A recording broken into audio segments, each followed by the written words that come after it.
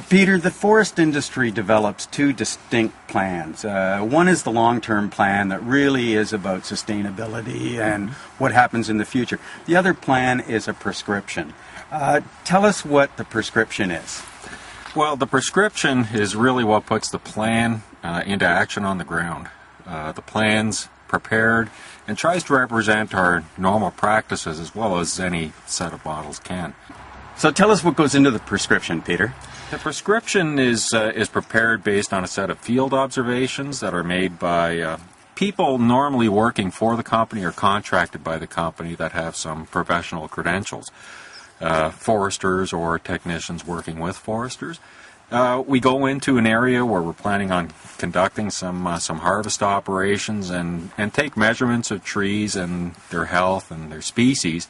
And based on what we observe, we'll prepare what's called the prescription for that site.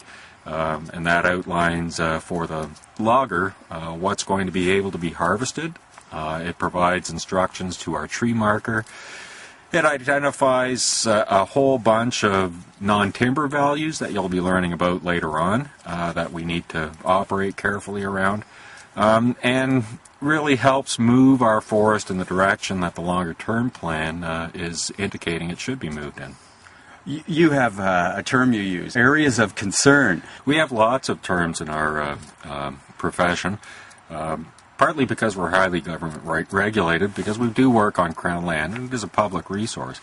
An area of concern prescription is a series of changes we do to normal practices around things that aren't trees, things like nests, streams, people's hunt camps, how we work around private land, things of that nature.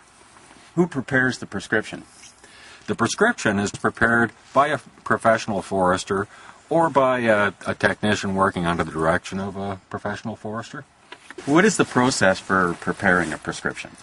The process is really to go out to the area, do an assessment of the trees that are there, their health, the species, assess the conditions, and taking measurements of their diameter and size, how healthy they are, and really it's the field observations that sort of put into place the practice of silviculture. It's as much art and feel as it is science, although there's a lot of science behind it. Is the prescription a living document? Once the harvest is actually starting to occur, does the prescription possibly change? The prescription can change. We're doing surveys of sites, so the person that's out there preparing it doesn't necessarily see everything. So very often our operators will bring something to our attention that really warrants a change in the prescription. The other thing that would warrant a change in a prescription would be finding another non-timber value, a stream that we never knew, or sometimes these are prepared several years in advance. So maybe a raptor has built a stick nest or an owl has built a nest. Things like that would lead to a change in a prescription. Once a prescription is finalized, who is responsible for the execution? The execution of a prescription really is it's a team effort. It's implemented through tree marking and implemented by our forest operators. They operate consistent with what the prescription says they should be doing. We also have people on staff that monitor operations as they're taking place and can make any in-course adjustments or corrections as needed. There's many constituents involved in the process. Can you tell us who they are and what their involvement is? Yeah, there are many. We're working in a part of the province that's been operated for a long time, probably within a 4-hour drive of half the population of the country. Most areas are readily accessible to the public, so we see a lot of people.